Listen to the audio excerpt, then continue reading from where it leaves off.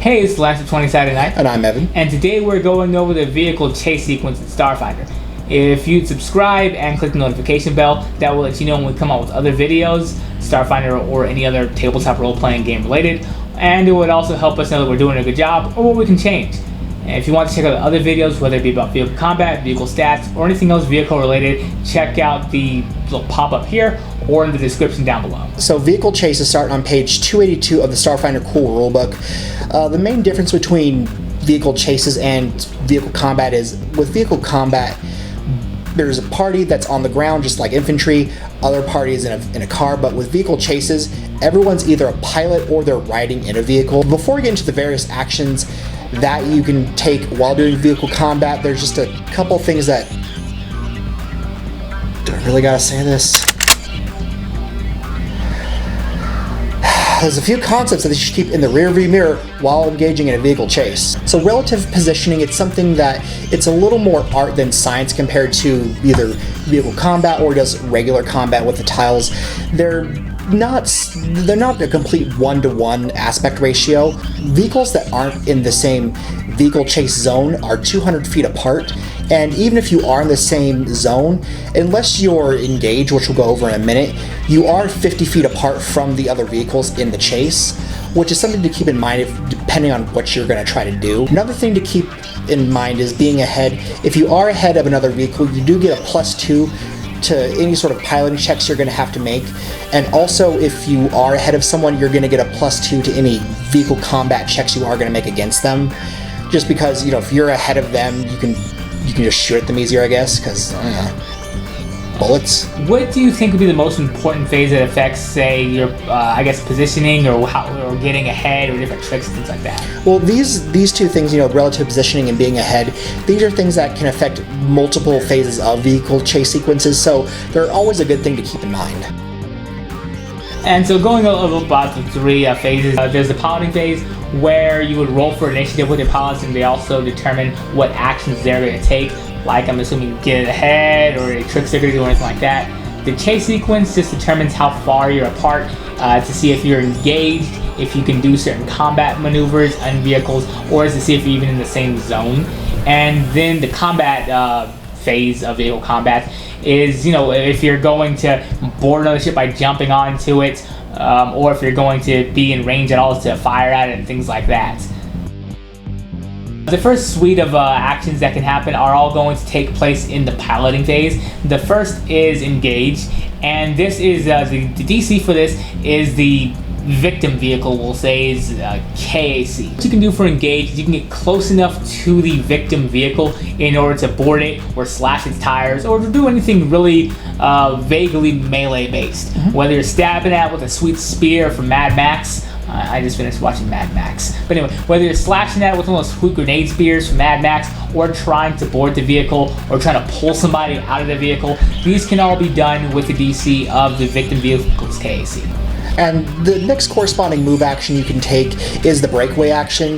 The DC for this is 5 plus the KAC of the enemy vehicle, but you are going to get a DC of +5 for each other enemy vehicle that's close to you that you're trying to break away from, kind of like if a bunch of cars trying to box you and it's going to be harder. This can be useful if, you know, you're trying to break away because you don't want them to board you because they're like real gross looking Mad Max boys and you don't want none of that.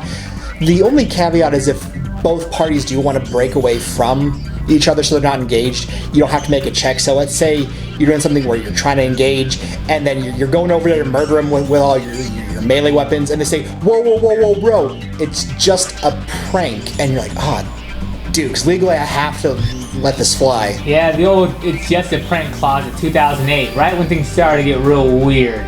Thanks History Channel and Logan Paul. And evade, if successfully done, gives your vehicle a +2 circumstance bonus to its armor class for the rest of the round. The DC for this is 10 plus your vehicle's item level.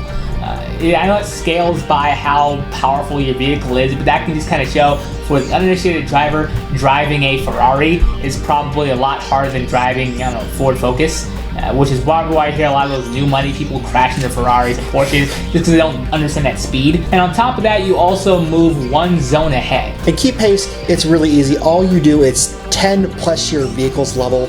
All it does is it lets you move just one one zone ahead, and if you fail, you move behind one zone. Just if you're trying to sort of stay at the same pace, most of the move actions, they'll let you move at least one space forward. And the easiest and probably most milquetoast, white rice, yellow cardigan, boring Thomas of all these is probably the slowdown. It's not the flashiest one. All you do is you take your pedal off the metal and you just don't move. It may not be the flashiest, but it's certainly the easiest.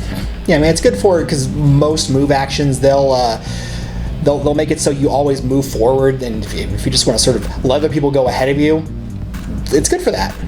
Yeah, it'll probably keep you out of trouble. Much like Thomas will, he won't cause you any problems, and you won't end up in jail for speeding and be roughed up in your bunk with, I don't know, Jamal or some other prisoner type name. What other prisoner type names can you think of, huh? Probably Leroy. Scott. Basically the opposite of slow down is speed up. It's a DC of 17 plus your vehicle's item level. What it does is it actually allows you to move forward one zone during the pilot phase, but also during the chase phase, it allows you to move an additional zone forward. So effectively, you're moving 2 zones ahead. But on a failure, you only move 1 zone ahead, so it's really not that bad, especially if you are trying to get away. Or at the very least, you're going to keep pace. Yeah, it's better than nothing. The next move action you can do is the trick action. I really like it just because it's the most flexible sort of action you can do in vehicle chases. You don't necessarily have to use your piloting checks to perform this. For example, if you're trying to do a bluff, you can do a bluff check by making it so you turn your left blinker on when you really mean to turn right. Or if you want, you could use like a computer check to try to hack into your vehicle to put your brake lights on. Or if maybe you're a mystic and you're using the token, you could be like, I'm going to use a token spell to make it so your white Bronco becomes a red Bronco. Now it really helped that Al Callins and helping that alleged murderer O.J. Simpson escape killing that beautiful Saint Nicole Brown Simpson. By the way, be sure to follow O.J. Simpson's Twitter handle in the description down below. But if you do successfully pull off a trick, it does give any other enemy vehicles -2 to any piloting checks that they're going to be making for the next round. So it's useful if you want to really, do something fancy, give them the old switcheroo. And the last and final maneuver is the double maneuver. This is very similar to the full attack option in just regular terrestrial pedestrian combat. And what it does, it allows you to do hold on to your potatoes over a short round, 2 whole things out of the pilot actions that we spoke about earlier at a -4 penalty. And one quick caveat to that is if you do have a vehicle that has 50 speed or more than the fastest enemy vehicle, it only takes a -2 penalty. This can be due to, so you're chasing somebody in a chase sequence against you have a Maserati and the other couple people have a Pinto and Scooty Puff Jr. Yeah, and a Ford Focus or Scooty Puff Jr. Yeah, it'd be really good if you're trying to just get away from someone, so you can just take like the speed up action twice. If you really believe in yourself, you can just say, yeah, no, I'm Sonic, bam. I was actually going to ask you about this. So you can do 2 of the same maneuvers at once. It's just any 2, right? Correct, yeah. You should be able to do whatever you want.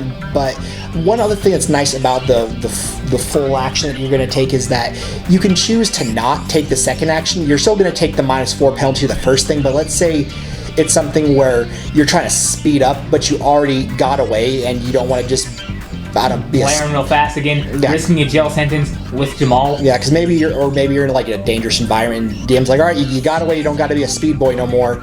Yeah, or anything like that. You can decide to just not take your second action, which is nice. The second phase is chase progress. This is a really good measuring stick to see what has been done and what can still be done. So how the chase progress works is after the piloting actions are all decided and rolled upon, that's when the Game Daddy is going to move the vehicles forward or backward depending on how they did roll. It's a good bridge between the piloting actions and vehicle combat. Also during the chase progress phase, the DM can decide if the chase is going to continue.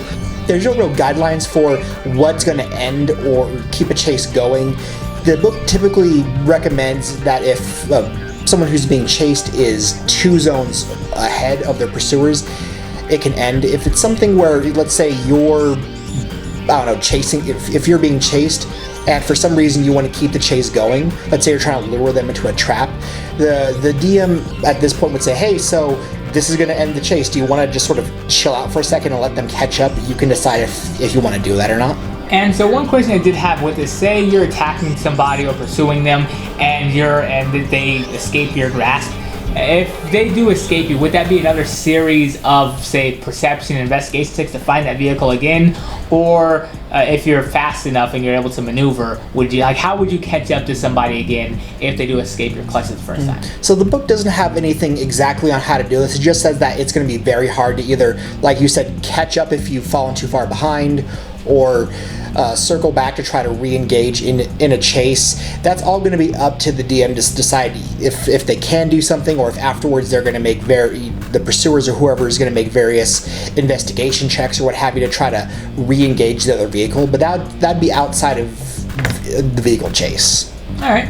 And so as far as vehicle chases go for the chase progress phase,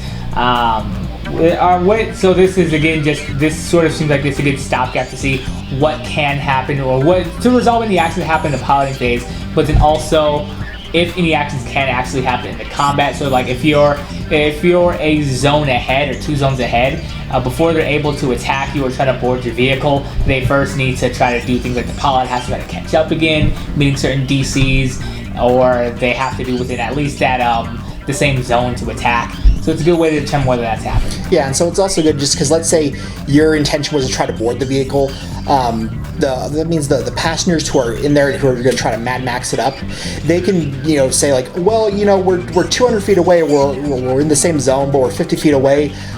I don't have like super jump legs. I'm just going to speed up so you can't jump I'm not going to. That can allow the other people to decide what they're going to do on their turns, but. Yeah, it's a good stopgap between the piloting and the combat phase. The next phase we're going into is combat phase, the third and final phase of the chase sequence. And if you want to check out more about our vehicle combat video for the fine minutiae of this, listen to the description. You do this in the same order as the initiative that you rolled there for that. And there are certain penalties and detriments, even bonuses that you can get as far as firing at or attacking somebody. Chiefly among them is cover. Since you're inside of a vehicle or like a car or a bus, most likely you'll get like at least partial cover for being able to scooch down below the door frame there. There are a few different things to keep track of. One is your actual zone that you're in. You can't do vehicle combat if somebody's in a different zone than you, just because your gun can't reach that far, unless game data decides, yeah, you're shooting them with your sniper rifle or rocket launcher. That can probably reach past the 200 foot, but normally you'd have to be within the same zone. If you're in the same zone, you're about 50 feet, give or take, from somebody to be able to fire at somebody. Most weapons, they will start to get their detriments, range combat detriments, at the 50 feet range, so you want to get even closer, which is engaging, where you're about to lane apart. That way you can take actions like trying to leap onto their vehicle or swerve onto them real hard or anything like that, or again, stab at them with those sweet grenade spears from Mad Max. Again, I just watched Mad Max and the grenade spear part. But all this is resolved in the combat phase. Well, besides ranged attacks, the next kind is melee. Like you were saying, you have to be engaged. To attack someone with a melee weapon, it is going to have the special property of reach, just because it's still like, even if you're in a car, it's like hard to slash at someone. You have to like use like a spear, or like a whip or something with a bigger reach. Yeah, you should always use whips to keep other people in line. Yeah, and again, just like with ranged combat, they're still going to have cover just because there's a big door and just other various shenanigans in between your spear and them. And this would be up to GM discretion, but if it's something where you're trying to board a larger vehicle, where it's something where you can get inside, you may be able to mitigate any sort of cover, because if it's large enough for you to sort of get in and just fight regularly, then that's up for the DM. They'd have to like draw a separate little square, say, okay, this is how big, I don't know, the bus that you're going into is, or the train. So if 2 vehicles are engaged, again, lane to lane from each other, you can attempt to board another vehicle. The DC for this is 5 plus the KAC of whatever you're trying to board. Just keep in mind a few things. If you fail by 5 or less, then you don't successfully board the other vehicle, but you still stay on yours. If you fail by 5 or more, unfortunately, you will both not board the other vehicle, but you'll fall into traffic, possibly being run over. You'll take twice the normal fall damage, which is 1d6 for every 10 feet that you fall. So if this doesn't make sense to you, why are taking twice? You try jumping out of a moving car and see how happy you'll be. This is a blessing.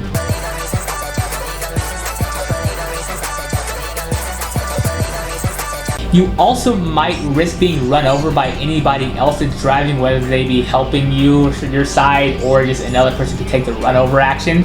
But that's possibly up to game daddy discretion if they're able to maneuver fast enough. Another thing to keep in mind when you are trying to board another vehicle, say you're doing it to escape, like that flat panel truck in the back that you're trying to escape from. Say it's not full of Android abolitionists, helpful people who you're trying to board onto. Say you're trying to escape a truck that's cartelling Android slaves. If you're trying to escape that, you will take an attack of opportunity, and this is just based on your normal armor class and whatever else. So collision, it's the only sort of, besides just like the pilot just shooting at someone, this is the only sort of other attack option that they could try to make.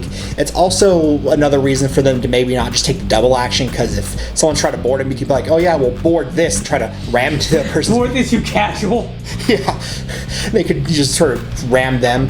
The collision works a lot like in our other vehicle combat video, where you have to make a piloting check against their vehicle's KAC. Again, if you hit them, they're going to take whatever your vehicle's collision damage is, and you're going to take half that damage. But again, keep in mind vehicle hardness on both ends. Yeah, but we went into all that, so just check out our vehicle combat video because it's a quality video. So last thing that can affect a vehicle chase and make it a little bit more fun is the type of environment that it's going to be in. Different environments can have certain effects on what's going to happen in the chase. And this could largely be due to like what planet you're on or what neighborhood or area. Say if you're in more of a colorful area, there can be things like the roads maybe they're not as good. There can be other active shootings, other dangers that could be going on if you're in certain urban environments. Yeah, so that's a really good example of an active hazard. Active hazard, anything that adds a little bit more of an element of danger to the chase. So, for example, like you said, if there's just a random drive-by like another vehicle chase happening where there's other drive-bys, you would have to make a piloting check to sort of avoid the other bullets or other shenanigans that are happening with that. Or if you're on the Lashunta homeworld, you could have to avoid a big shark or T-Rex coming at you because it's like, oh, listen, I don't know, I'm a dumb animal. This is probably a burger. Yeah, I gotta chase something down. Yeah, so these are, or if you're in on a freeway, it could be. There could be other cars on the freeway that, it's not like on the action movies, they'll kind of keep driving. No, most cars kind of stop when they see another car coming. Another thing that could happen with the environment is something it's called an altered attack. It affects how you're going to be attacking in that environment. So let's say you're on a freeway. It could be something where you may get cover because there's other cars on the freeway, or if you're somewhere where it's really foggy, it might be harder for you to hit anyone else. And there's also if you are a GM out there, there is a handy little section on the players on the Game Daddy screen that talks about things like different wind effects and what kind of concealment or range attack balance to make. So behind the screens, this can be something that can help you out a lot. Mm-hmm. Altered movements can be anything from, say, those potholes that we mentioned in urban environments, some of us grew up in. This can be anything from adding a -2 to your piloting check, to things that would add other hazards that you really want to make different piloting checks to avoid, such as, say, thin ice. The rumbling from your large vehicles are cracking and making these thin ice areas sort of crumbling down, where you have to avoid those pitfalls to be frozen. These can be altered. This could be altered movements. It's hot. This could be sand, and it's hot. It's coarse.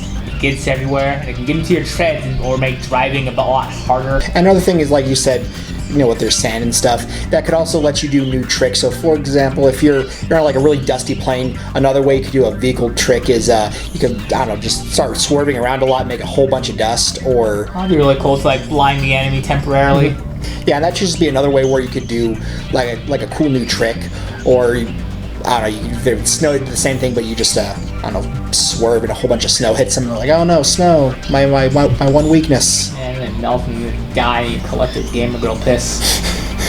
Right.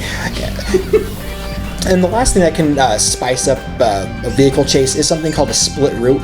What it does is it allows you to, make it so. Let's say you're on the freeway, and someone's gonna try to get off the on ramp, and then the other vehicle, they can still sort of see each other, but they're not able to like board or do something. Or if they're on like a desert planet, one route is relatively safer, and one is right next to like a sarlacc pit, and you don't want to get next to that because it's gonna eat you. So with vehicle chases, it is a little bit more different. It's not as one-to-one or solid as vehicle combat or just regular combat. I really do like it just because it is kind of more of an out there concept, and also because it's not as bad as Starship Combat. Dear God. Well, okay, so here's my defense for Starship Combat versus Vehicle Combat. Starship Combat is just all one big thing that you have to think about and remember. Where Vehicle Combat, it's maybe 2 or 3 sections that have been broken up where you have to learn the rules for all of them to have a successful, like, okay, I'm in Vehicle Combat versus the chase sequence, I have to do all this stuff to sort of figure out how the chase sequence works. And then once you do get into actual combat, it's like, now I'm in combat, now I have to figure all this out. And then, oh, look at that, they got away. Now I gotta go back to, like, it's a lot. Yeah, but it's broken up. Yeah, it's a lot, but it's not nearly as bad as Starship Combat. Yeah, I like that. And also, just it's probably going to happen more often, which is nice that it's not as complicated, because it's going to be a lot harder to buy a spaceship because there's like big man money, whereas Vehicle Combat's like, well, I guess I'm going to take a loan. Yeah, there are pros and cons to vehicle chases, whether it be just Vehicle Combat or vehicles in general. I feel like that can be a whole video in itself, though. How do you feel like the 3 different stages work in it? At first they're kind of weird, but I really do like them just because it does let everything sort of mesh up at the same time, where it's not like regular combat where it kind of feels like a turn-based RPG. It feels like things happen a little bit more at the same time, especially with that chase sequence where, you roll just in order, just because, so it's not just a bunch of people screaming at the table. But then, yeah, everything's moved like, all right, this and then boom, or whatever. And then with Vehicle Combat, I got a missile launcher, so screw that guy. Anyway, thanks again for watching 20-Sided Night, and bye for now. Hey you rascals, thank you for watching our video. Click here to subscribe, click here to watch one of our newer videos, and click here if you feel like watching something random. Have a good day.